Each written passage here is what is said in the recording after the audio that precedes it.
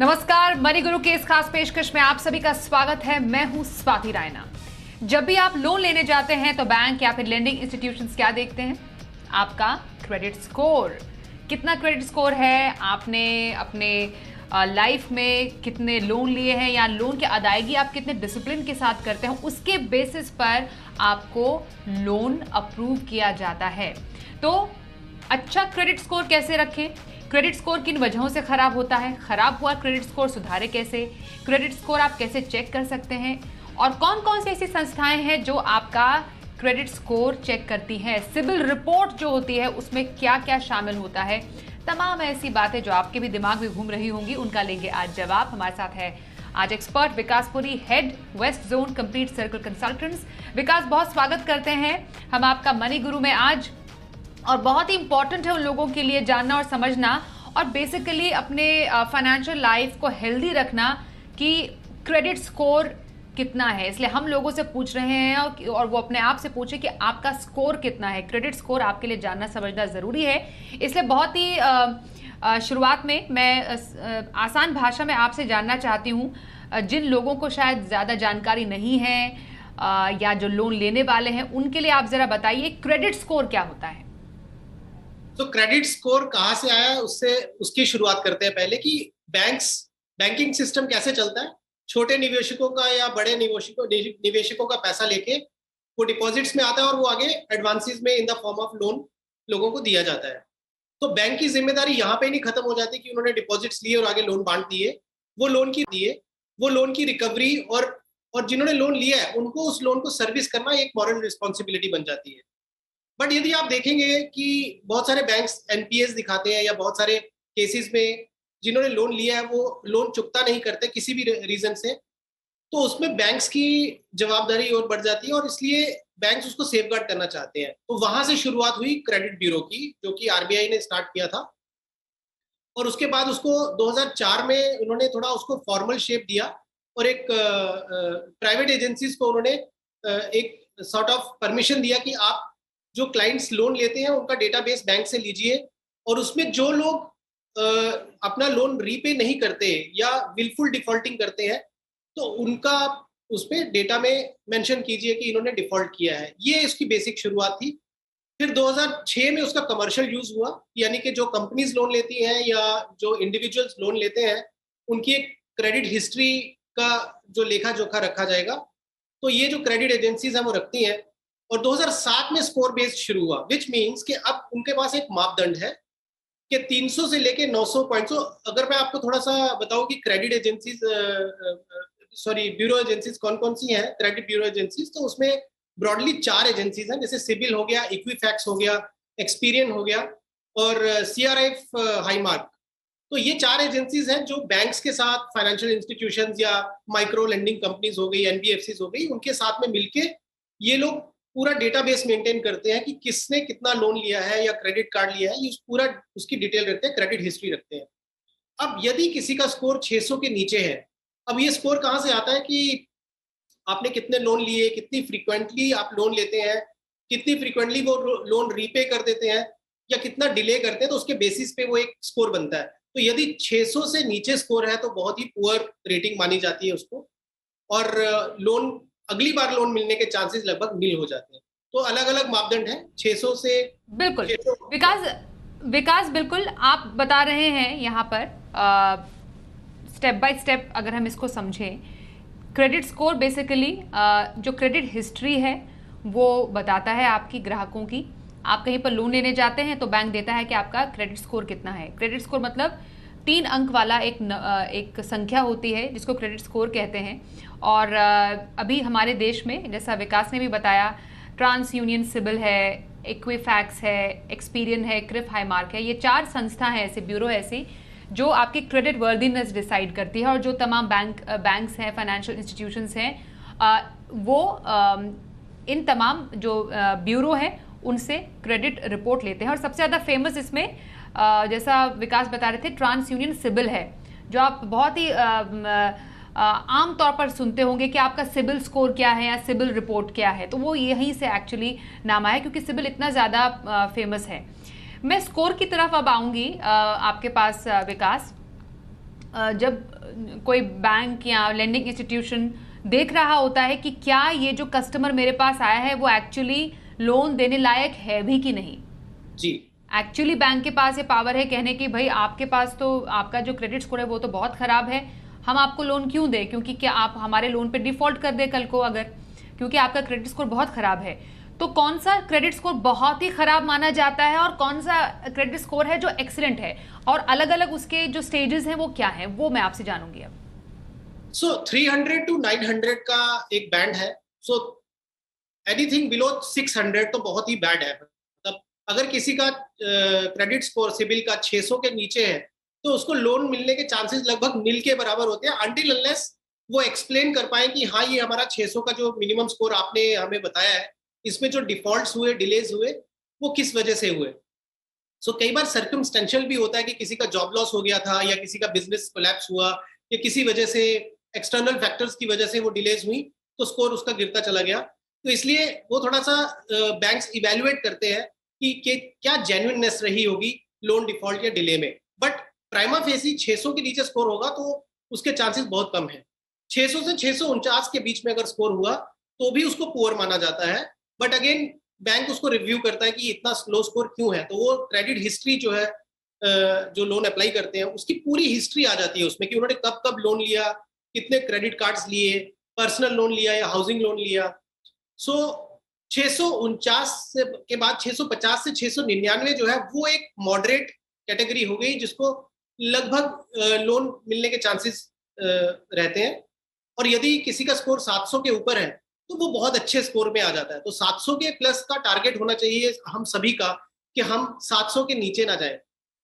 अब ये जो स्कोर गिरता है, जैसा मैंने पहले बोला कि इवन ईएमआई डिलेज हो जाती है कि मान लीजिए अब अच्छा कैसा हो गया कि स्वाति अभी सैटरडेज और संडेज को भी पैसा कट जाता है, बैंक्स की ईएमआई कट जाती है। तो पहले लोगों को लगता था कि सैटरडे को उनकी ईएमआई की डेट आ रही है, संडे को आ रही है, तो वो लोग थोड़ा सा रिलैक्स हो जाते थे, ठीक है मंडे में सुबह सुबह ट्रांसफर कर देंगे। बट अब क्या होता है, बिकॉज 24/7 एंड 365 डेज आपका ये बैंकिंग सिस्टम काम करता है, आरटीजीएस और एनईएफटीज एंड ऑल, तो आपका बैंक आपका सैटरडे को भी पैसा निकाल सकता है, संडे को भी निकाल सकता है, पब्लिक हॉलीडे में भी निकाल सकता है। तो इसलिए इस चीज का ध्यान रखिए कि 1 या 2 दिन की डिले भी आपके स्कोर को खराब करती है। आपने डिफॉल्ट नहीं किया बट आप बस डिले कर रहे हैं, आप भूल गए, अपना क्रेडिट कार्ड का पेमेंट करना भूल गए और इंटेंशन आपकी खराब नहीं है, लेकिन किसी वजह से आप डिले करते जाते हैं तो फिर आपका क्रेडिट स्कोर खराब होना शुरू हो जाता है। तो इस चीज का बहुत ध्यान रखना है कि delay is also equally bad. Default तो है ही है बट डिले नहीं करिए आप।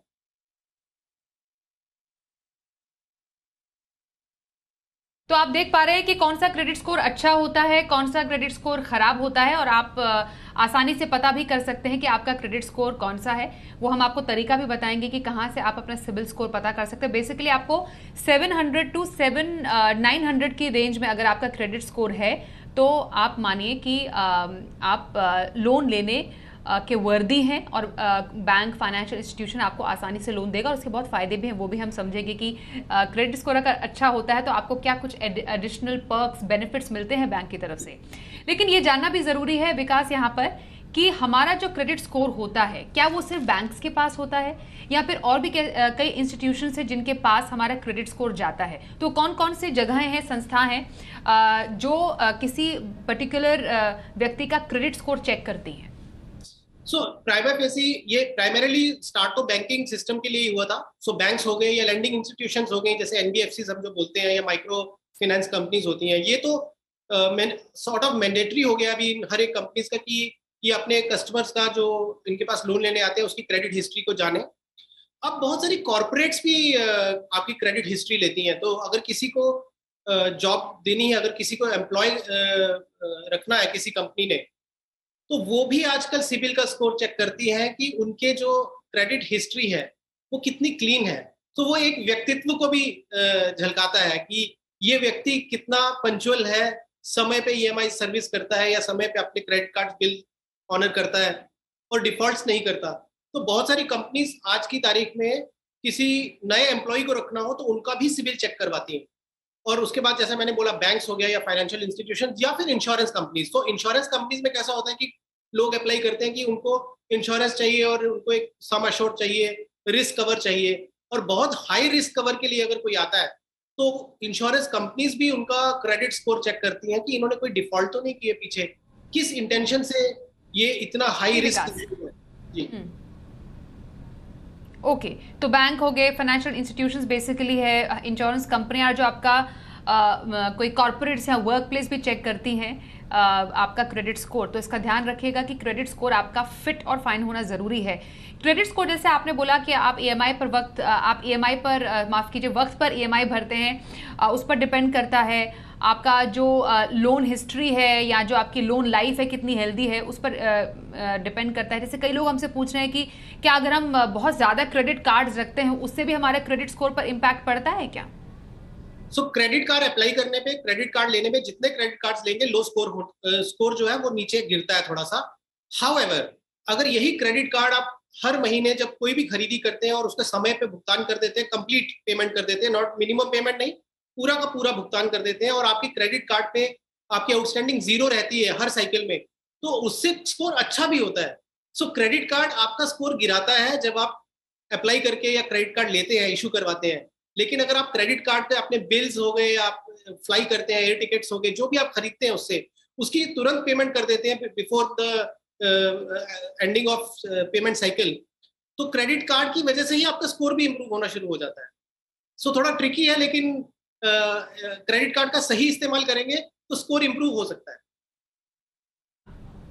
बिल्कुल। और जिसका सिबिल स्कोर कम है उसको क्या नुकसान है? सिर्फ यही कि बैंक उनको शायद लोन देने में थोड़ा सा इंतजार करें या हिचकिचाएं, या इसके अलावा इसके और भी डीमेरिट्स हैं अगर किसी का सिबिल स्कोर या क्रेडिट स्कोर खराब है तो? देखिए, स्कोर खराब है तो लोन मिलेगा नहीं, बिकॉज क्या होता है, लोन हाउसिंग में जनरली सब लोगों को लोन लेना ही पड़ता है जब घर खरीदना है, और वो बहुत अहम चीज होती है जिंदगी का कि हमें घर खरीदना है। और अगर क्रेडिट स्कोर कम है और हाउसिंग लोन नहीं मिल रहा तो ये एक बहुत बड़ा झटका है इंसान की लाइफ में कि वो कैसे घर बनाएगा। क्रेडिट स्कोर इंप्रूवमेंट तो बहुत ही जरूरी है। अच्छा, एक चीज और होती है कि जैसे मान लीजिए मैं कहीं पे जॉब कर रहा हूँ और सेम कंपनी में मेरे पीयर ग्रुप में मेरे ही पोजीशन पे दूसरा भी कोई जॉब कर रहा है, हम दोनों सेम कंपनी में है, सेम जॉब कर रहे हैं और सेम सैलरी ड्रॉ कर रहे हैं, बट मेरा क्रेडिट स्कोर अगर कम है और मेरे साथ वाले का क्रेडिट स्कोर अच्छा है, तो बैंक्स क्या करेगा, मुझे ज्यादा इंटरेस्ट चार्ज करेगा हाउसिंग लोन में या पर्सनल लोन में बनिस्बत मेरे कलीग को। तो क्रेडिट स्कोर अच्छा होने का ये भी एक बेनिफिट होता है कि आप नेगोशिएट कर सकते हैं बैंक के साथ, या बैंक चाहता है ऐसे कस्टमर्स को एनकरेज करना जिनका क्रेडिट स्कोर बहुत अच्छा हो, तो वो उनको इंसेंटिवाइज करते हैं दूसरों के बनिस्बत आपको अच्छा एक कॉम्पिटिटिव रेट देके आपको इंसेंटिवाइज करते हैं। तो ये बहुत सारे पैरामीटर्स पे आपको अच्छा क्रेडिट स्कोर आपको हेल्प करता है। और जैसे मैंने बोला, जॉब में भी जैसे जैसे आप सीनियरिटी की तरफ बढ़ते हैं और एक सीनियर पोजीशन के लिए किसी दूसरी कंपनी में अप्लाई करते हैं, तो वहां पे सिबिल जरूर देखा जाता है। फिर इंश्योरेंस कंपनीज में जैसे जैसे आप ग्रो करते हैं, फैमिलीज बढ़ती हैं, बच्चे आते हैं, तो आपको एक हाई रिस्क कवर चाहिए अपने लिए, तो वहां पे भी इंश्योरेंस कंपनी आपको या तो प्रीमियम एक्स्ट्रा चार्ज कर देगी या फिर आपको इंश्योरेंस कवर नहीं देगी। बिल्कुल। विकास, एक और बात बताइए, अब किसी का क्रेडिट स्कोर खराब हो ही गया है, हम कितने फायदे बता रहे हैं कि आपका क्रेडिट स्कोर जो है वो अच्छा होना चाहिए, लेकिन अब खराब क्रेडिट स्कोर को सुधारना इतना आसान है? देखो, आसान नहीं है, बट मतलब मुश्किल नहीं है, ऐसा बोलूंगा कि ये टाइम टेकिंग प्रोसेस होता है। तो फॉर एग्जांपल, किसी वजह से, अगर किसी परिस्थितियों की वजह से जेन्युइन तरीके से लोन डिफॉल्ट हो गया और डिले हो गया, तो आप जो उसके बाद का जो करंट सिचुएशन में और फ्यूचर में है, आप जो भी सर्विस कर रहे हैं अपना इंटरेस्ट वो अच्छे टाइम पे करिए। क्रेडिट कार्ड का जैसे मैंने बोला अच्छे से यूज करिए। यदि कोई आपको एडिशनल लोन ले रहे हैं, टॉपअप ले रहे हैं, तो आप अच्छे से उसको सर्विस करिए। धीरे धीरे आप अपना लोन चुकता करते जाएंगे, लाइबिलिटी आपकी नीचे आती जाएगी, आपका क्रेडिट स्कोर बढ़ना शुरू हो जाएगा और वो धीरे धीरे इंप्रूव होना शुरू हो जाता है। तो 6 से 8 महीने में आप अपना स्कोर अच्छा कर सकते हैं। ये आप बोले कि तुरंत 1 महीने में 2 महीने में हो जाएगा, वो नहीं होता है, बट 6 से 8 महीने में यदि आपका पेमेंट साइकिल बिल्कुल बैंग ऑन रहता है, कोई डिफॉल्ट डिले नहीं रहती है, तो आपका स्कोर इंप्रूव होना शुरू हो जाता है। और दूसरा, अगर कोई पुराना लोन आपने, और ये जो सिबिल स्कोर, हाँ तो मैं ये बोल रहा था, बात पूरी कीजिए विकास। तो मैं कह रहा था कि अगर किसी ने पुराना कोई लोन लिया है और वो क्लोज कर दिया है, बैंक ने आपको लेटर दे दिया कि आपका ये लोन क्लोज हो गया, उसमें कई बार बैंक्स क्या करते हैं, इंटरेस्ट छोड़ देते हैं कि चलिए ठीक है, आप इतना ये इंटरेस्ट छोड़ दीजिए, बाकी आप पेमेंट कर दीजिए, तो हम लोन सेटल कर लेते हैं। वो आपका जो सेटलमेंट लेटर है वो सिबिल में आपको रिपोर्ट करना जरूरी है, बिकॉज कई बार सिबिल उस इंफॉर्मेशन को जानता नहीं है, तो वो आपका तो दिखाता रहेगा कि इनका ये डिफॉल्ट या आउटस्टैंडिंग है बैंक के साथ, जबकि आपने वो बैंक के साथ सेटल कर दिया है। तो ये बहुत इंपॉर्टेंट है कि आपकी जब बैंक की सेटलमेंट लेटर होती है, वो लेटर आप सिबिल में भेजिए उनको थ्रू ईमेल और उनकी वेबसाइट में लॉगिन क्रिएट करके कि ये मेरा लोन सेटल है, ये मेरी आउटस्टैंडिंग नहीं है, तो इसको हटा दीजिए। जैसे ही सिबिल उसको हटाएगा, आपका स्कोर ऑटोमेटिकली इंप्रूवमेंट की तरफ चले क्या जाएगा। है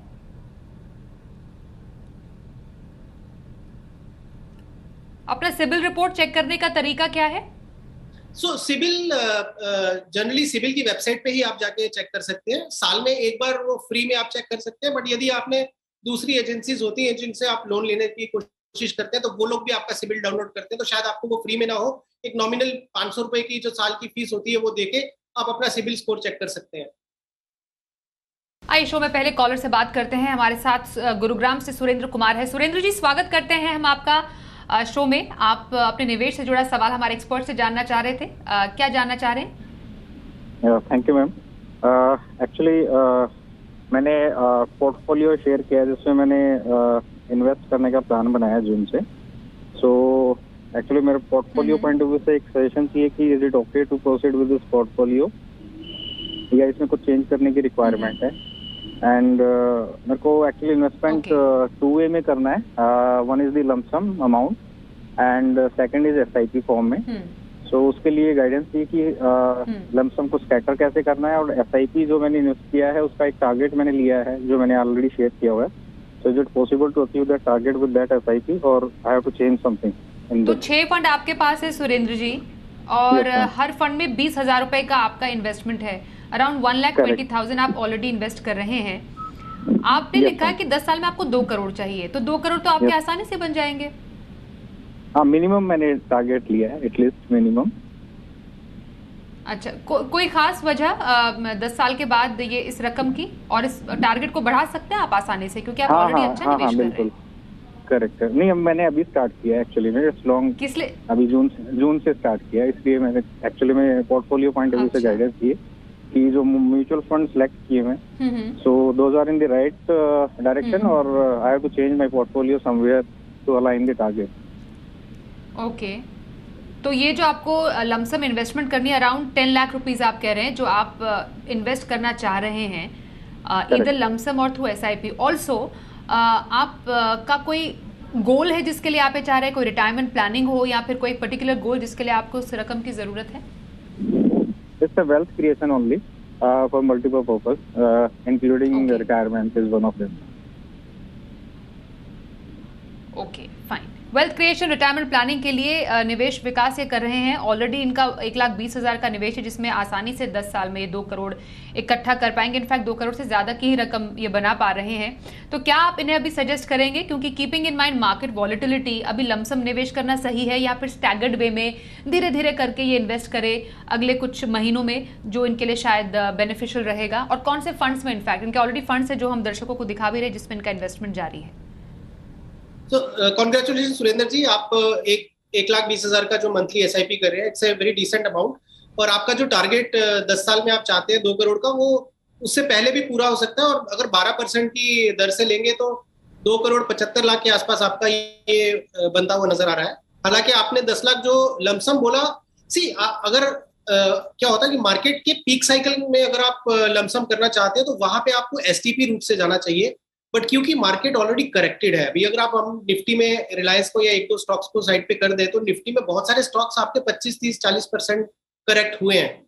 तो यहाँ पे आपको 6 से 12 महीने या वेट करने की जरूरत नहीं है। 10 लाख आप 8 से 10 हफ्तों में, या आई वुड से अगर आप इमीडिएटली भी अगर 2-2 लाख का टॉपअप कर दें अपने एग्जिस्टिंग फंड्स में, तो उसमें भी अपॉर्चुनिटी बहुत अच्छी है। बिकॉज आप एग्जैक्टली टाइमिंग तो नहीं कर पाएंगे मार्केट की, लेकिन ये करंट सिनेरियो में 15-20% का जो करेक्शन ऑलरेडी हो चुका है, और फंड्स भी काफी अच्छे करेक्ट हो चुके हैं, तो आप लमसम कर दीजिए उसमें 2-2 लाख के, या फिर आप क्या करिए, उसको 8 से 10 हफ्तों में मैक्सिमम एग्जॉस्ट कर दीजिए। बिकॉज उन्हीं फंड्स में करिए जहां पे आपकी एसआईपी चल रही है। यदि किसी वजह से वॉलेटिलिटी इंक्रीज हो जाती है, 6-8 महीने तक इंक्रीज हो जाती है, तो आपका मंथली एसआईपी चल रहा है जो आपको रुपी कॉस्ट एवरेजिंग बेनिफिट दे देगा। आपकी फंड सिलेक्शन अच्छी है, बिकॉज आपके फंड्स में इंडेक्स फंड भी है, आपके फंड में मल्टी कैप स्ट्रेटेजी है, एक स्मॉल कैप फंड है, एक मिड कैप फंड है आपने लिया हुआ। सो मल्टी कैप फंड्स जो आपके हैं, वो आपको उसमें लार्ज कैप का जो मुझे लग रहा था कि थोड़ा एक्सपोजर कम है, but multi cap fund will give you that exposure as well. और उसके बाद में लार्ज कैप के बाद में जो मिड कैप स्पेस में आपका काफी सारा इन्वेस्टमेंट है, और क्योंकि 10 साल का इन्वेस्टमेंट है तो आपका ये स्ट्रेटजी ठीक है, going by this idea that आपका थोड़ा रिस्क एपिटाइट रिलेटिवली ज्यादा है। सो फंड में मैं इमीडिएटली बहुत कोई उथल पुथल करने की जरूरत नहीं है। एग्जिस्टिंग फंड्स में आप ये टॉपअप कर दीजिए 10 लाख का, और ये फंड्स को कंटिन्यू करिए। बट हाँ, अपना पोर्टफोलियो एवरी 6 मंथ्स और 1 ईयर आप रिव्यू करते रहिए, सो दैट कि यदि कहीं पे बहुत ज्यादा अंडर परफॉर्मेंस आ रही है तो वो आप अपना अंडर परफॉर्मेंस जो है वो उसको आप स्टॉप करिए और कोई दूसरे अच्छे फंड आप ऐड कर दीजिए। यदि आप मेरे से 1-2 फंड्स पूछेंगे तो HDFC फोकस 30 एक बहुत अच्छा फंड है, वो आप देख सकते हैं। और SBI का भी फोकस 30 फंड अच्छा है, उसमें कुछ एक्सपोजर जो है वो इंटरनेशनल फंड्स में भी है, जैसे US वगैरह में। तो US के इस समय स्टॉक्स अगर आप बड़ी बड़ी कंपनीज देखेंगे तो बहुत अधिक उनमें करेक्शन हुआ है।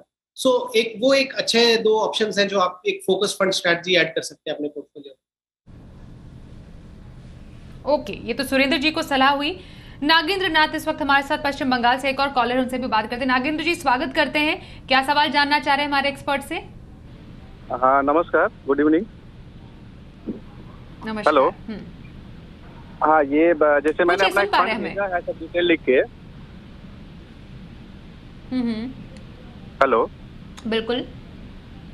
ये जो मैंने 6 फंड है आपके पास नागेंद्र जी, 10,000 की SIP आप कर रहे हैं, और जी। आप कह रहे हैं कि 15 साल में 2 करोड़ रुपए आपको इकट्ठे करने हैं। रिटायरमेंट प्लानिंग है आपकी? जी मैं रिटायरिंग प्लान है, और ये करीब मेरा जो है टोटल SIP तो करीब ये टोटल जो SIP है वो करीब 15,000 का हो जा रहा है पर मंथ। हाँ। और जो टाइम शेड्यूल मैंने रखा है 15 साल का ही रखा है। ओके, ठीक है। तो अभी जो आपके इन्वेस्टमेंट है उसके अलावा भी फंड है आपके, क्योंकि इसमें तो लगभग 10,000 की SIP बन रही है शायद। हाँ नहीं, एक वो किया हुआ है, जैसे PPF भी है। PPF में भी करीब ओके। 30,000 के आसपास का इन्वेस्टमेंट है पर ईयर। ठीक है। तो ये म्यूचुअल फंड में इन्वेस्टमेंट थोड़ा बढ़ा सकते हैं, क्योंकि शायद करंट इन्वेस्टमेंट से आपका टारगेट पूरा ना हो पाए। कितना बढ़ा पाएंगे? तो जो फंड है उसी में बढ़ा ले कि कुछ दूसरा ले?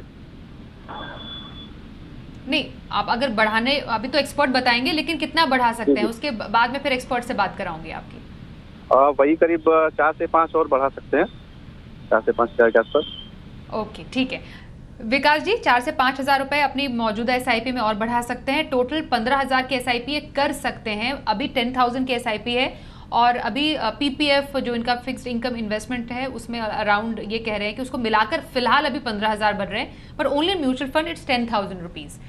स्टेप अप करें तो 15,000 रुपए कर सकते हैं। काफी रहेगा ये?